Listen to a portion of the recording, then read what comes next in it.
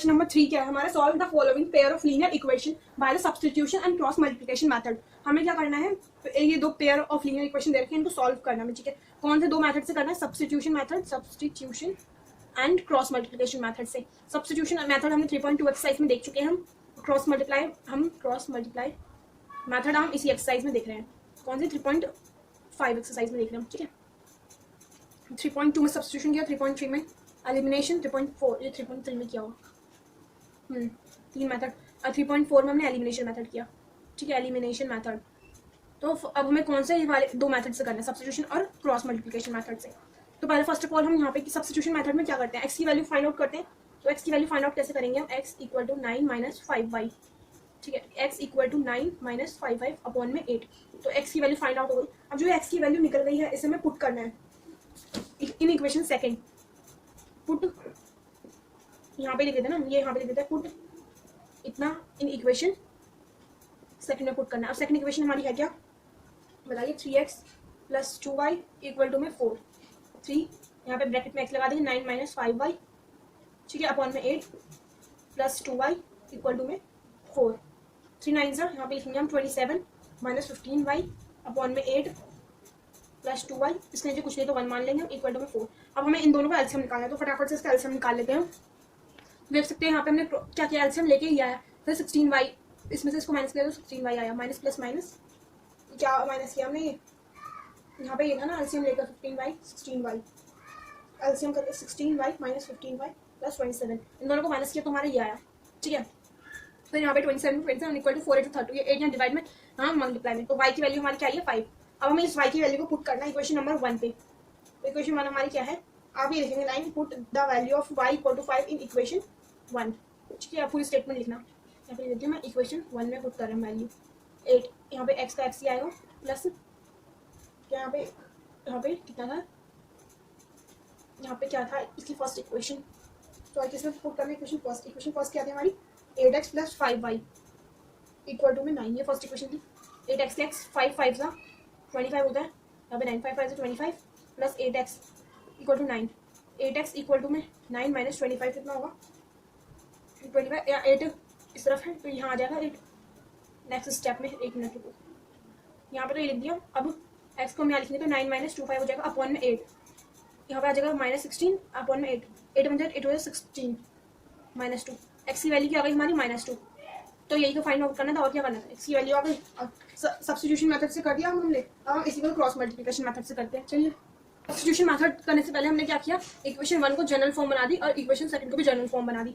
First of all इनको हमने general form बना दी, फिर क्रॉस मल्टीप्लिकेशन मेथड जो है अप्लाई किया। तो क्रॉस मल्टीप्लिकेशन मेथड अप्लाई करने के लिए चला A1 A2 की B1 B2 C1 C2 की वैल्यू देख ली हमने यहाँ से, ठीक है। और इसमें से फर्स्ट चांस किसकी है, बी की, जो मैंने बता दिया, बार बार बता रही हूँ। फर्स्ट इसकी है, सेकंड इसकी है, थर्ड चांस इसकी है, मतलब पहले ये खेलेगा फर्स्ट वाला, थर्ड हाँ फर्स्ट ये खेलेगा गेम, सेकंड ये, थर्ड ये, ठीक है।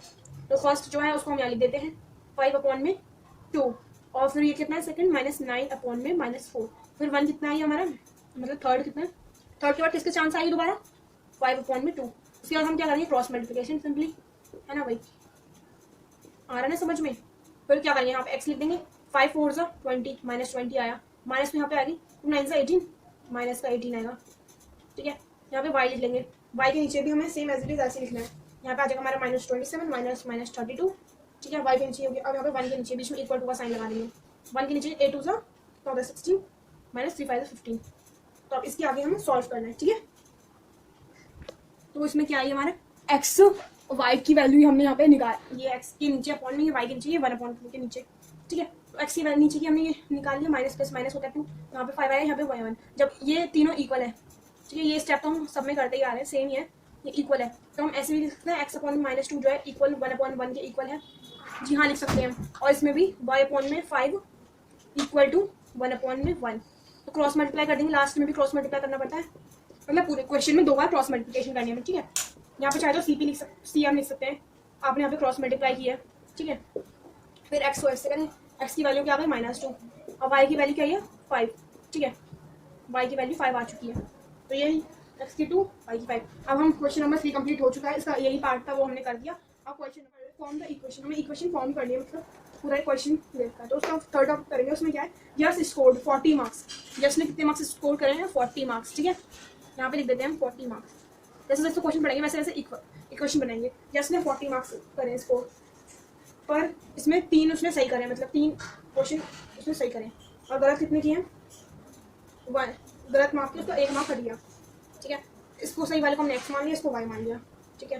तो ये हमारी ऐसी इक्वेशन फर्स्ट बन गई। अब इक्वेशन सेकंड कैसे बनेगी? सेकंड में ये लिखा है कि उसको फिर 50 मार्क्स मिलते हैं नीचे, दोबारा जब वो करता है तो 50 मार्क्स मिलते हैं, और उसमें क्या होता है कि उसके 4 क्वेश्चन सही मिलते हैं उसके, और 2 मार्क कटते हैं, ठीक है। ये इक्वेशन फर्स्ट है और ये इक्वेशन 2 है। अब इसको स्टेटमेंट बनाकर लिखते हैं हम पूरा, और इसमें हम कौन सा मेथड यूज़ करेंगे। इसमें कोई क्वेश्चन में मेंशन नहीं किया कि सब्स्टिट्यूशन करना है, एलिमिनेशन। मैं एक बार क्वेश्चन पढ़ के सुना देती हूँ। Just score 40 marks in a test, getting 3 marks for each right answer and losing 1 mark every wrong answer. Had 4 marks been awarded for each incorrect answer and 2 marks being deducted for each incorrect answer, then Yash would have scored 50 marks. How many questions were there in test? Test में कितने question रहे होंगे? तो test में question निकाले कितने question रहे होंगे। यहाँ कहीं मेंशन नहीं किया कि हमें सब्स्टिट्यूशन करना है, एलिमिनेशन करना है, क्रॉस मल्टीप्लिकेशन, और हम इसमें करेंगे एलिमिनेशन। आप चाहे तो सब्स्टिट्यूशन मेथड या क्रॉस मल्टीप्लिकेशन मेथड कर सकते हैं, नो प्रॉब्लम, ठीक है। अगर मेंशन किया होता तो हम वही मेथड यूज़ करते हैं। तो अब ये करिए, खुश रहिए, ठीक है। अब हम करते हैं स्टेटमेंट लिखते हैं।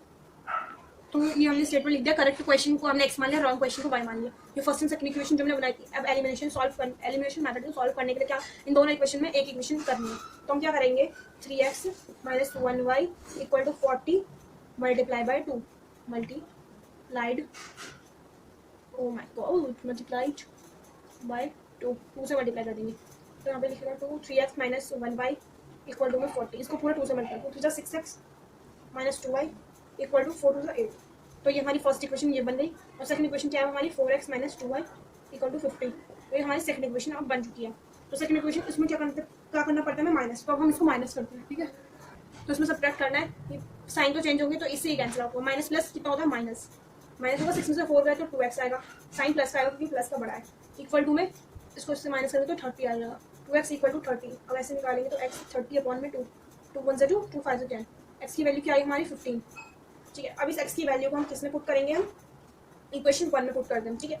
तो इक्वेशन 1 जो हमारी क्वेश्चन में दी, मतलब हमने जो इक्वेशन 1 मानी थी, तो यहाँ लिख देते हैं इक्वेशन 1। मल्टीप्लाई वाली इक्वेशन नहीं लिखेंगे हम, पहले वाली लिखेंगे, ठीक है। ध्यान रखना ये, कभी तुम मल्टीप्लाई करी हुई इक्वेशन को लिख दो यहाँ पे 80 कर दोगे तो गलत हो जाएगा। हमें 2y ऐसे सिर्फ हमने माइनस करने के लिए इक्वल करा है इसको, अदरवाइज यही है।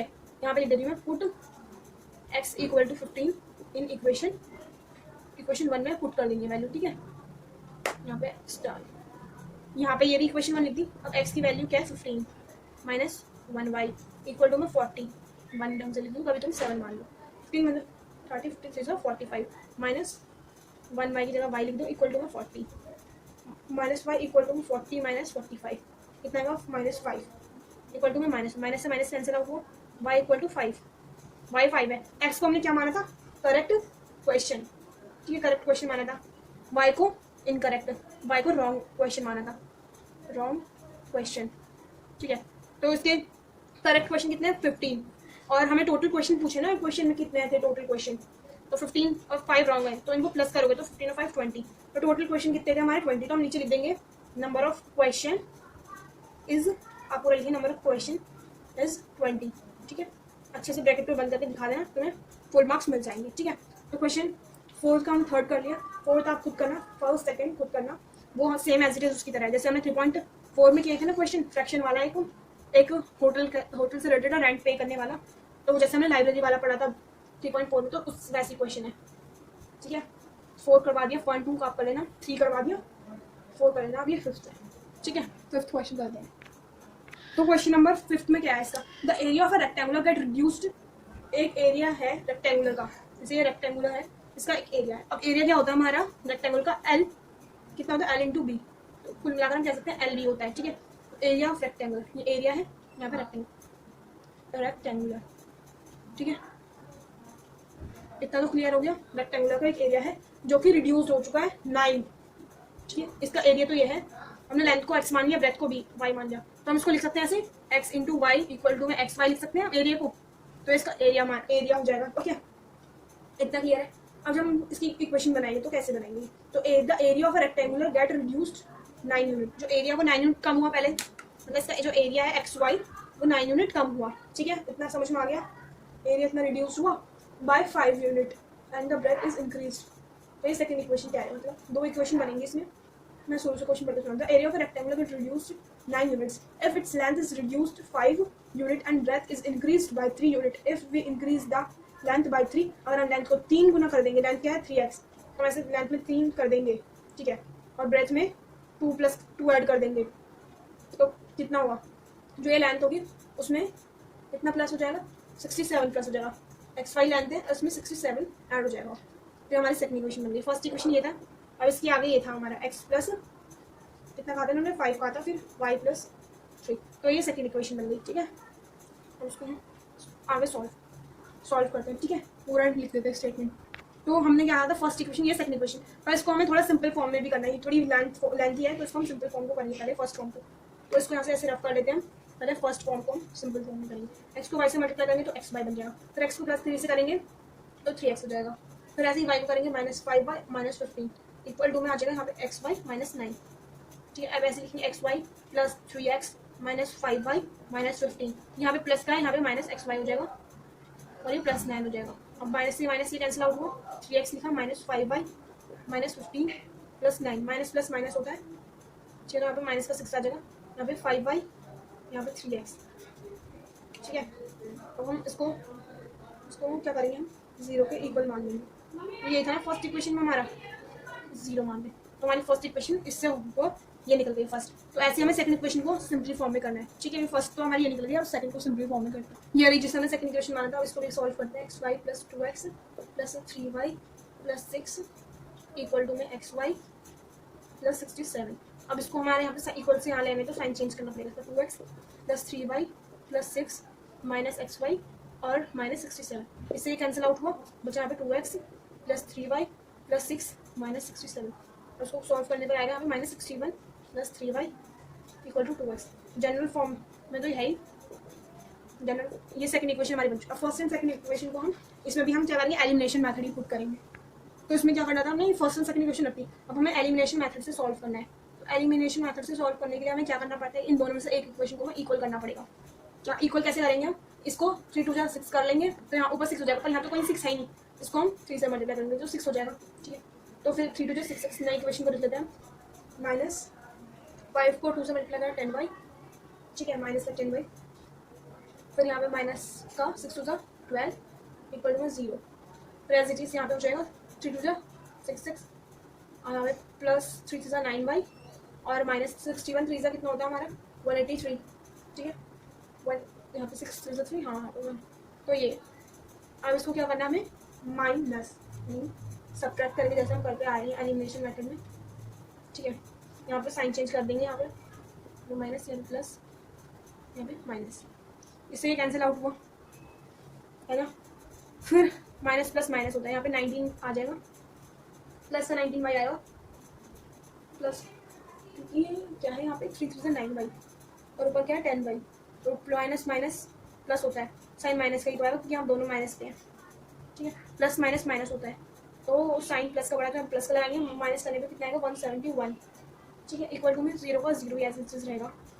तो ये हमारा यहाँ पे निकला है -19y प्लस इतना, और इसको हम यहाँ प्लस का हम माइनस में ले जा सकते हैं, हम 19y इक्वल टू -171, ठीक है। दोनों माइनस से माइनस कैंसिल आउट हो गया, y इक्वल टू 171 अपॉन में 19 9 से कितना होता है 171, तो y की वैल्यू हमारी 9 निकल चुकी है। x की वैल्यू अभी हमें निकालनी है, ठीक है, y की निकल गई है, अब x की वैल्यू, जो y की वैल्यू निकली है उसे हम इक्वेशन 1 में पुट कर देंगे। तो रखती हमने इसकी वैल्यू यहाँ पे 5y, तो y की वैल्यू 9, 5 9 45 -45, यहाँ पे 3x आ जाएगा, यहाँ पे -6 इक्वल टू में 0, x का x इक्वल टू में प्लस का 6 आ जाएगा, यहाँ पे +45 आ जाएगा, कितना होता है दोनों 51 इक्वल टू में 3x, x equal to 51 upon में 3, यहाँ पे आ जाएगा 17, तो x की वैल्यू क्या आ गई हमारी 17 और y की वैल्यू क्या आई थी हमारी 9, ठीक है। तो x को हमने क्या माना था लेंथ, तो इसकी लेंथ कितनी है रेक्टेंगुलर की, इसकी लेंथ यहाँ पे क्या होती है लेंथ, सॉरी लेंथ यहाँ होती है ब्रेथ, यहाँ होती है चौड़ाई, तो इसकी लेंथ और ब्रेथ हमारी फाइंड आउट कर दी है, जो हमें क्वेश्चन में निकालने के लिए पूछा था। लेंथ को हमने 7, ये x माना था और यहाँ पे ब्रेथ को 9, तो ये आपकी l, ये b आ चुकी है रेक्टेंगल की, ठीक है। इतना क्लियर हो गया। तो ये 2 क्वेश्चन आपको समझ में आ गए, जितने क्वेश्चन मैं नहीं कर पाए वो आपकी क्या है होमवर्क, ताकि आपको भी तो आने चाहिए क्वेश्चन। मेरा काम है सिर्फ आपको समझाना, करना तो आपको खुद ही है, हम आपको सिर्फ रास्ता दिखा सकते हैं, उस पर चलना तो आपको ही पड़ेगा। तो जो क्वेश्चन हमने छोड़े वो आपको करने पड़ेंगे। चाहिए तब तक के लिए बाय बाय, मिलेंगे नेक्स्ट वीडियो में।